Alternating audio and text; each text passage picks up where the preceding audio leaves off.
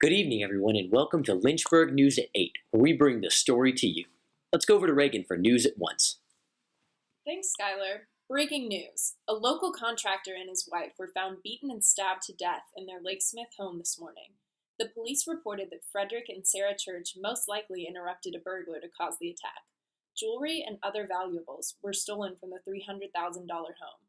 Police announced later this morning that they arrested a local 15-year-old boy for the charges after he was seen leaving the church residence last night. Footprints matching his were found outside the house. The perpetrator's name is being withheld at this time, but more details will come from the district attorney's office later this evening. And now back to Skylar.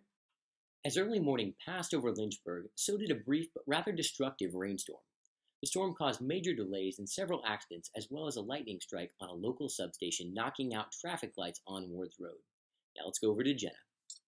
Today, a local man was sentenced to 5 years in jail after poisoning Halloween candy. Sam Gather put cleaning fluid on candy, causing 10 children to become ill.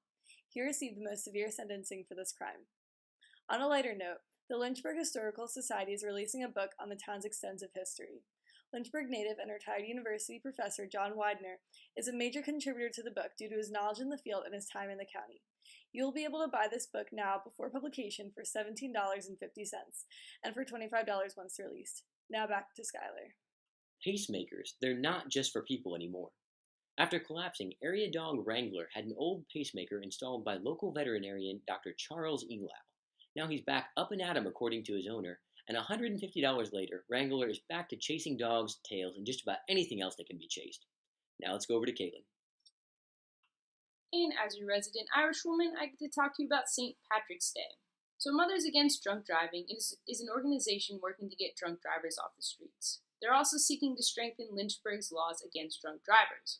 This afternoon, the organization's president announced an open invitation to the public for their first Fearless St. Patrick's Day party. The party will be held on March 17th at Peaks View Park. It will feature local food trucks and a bluegrass band.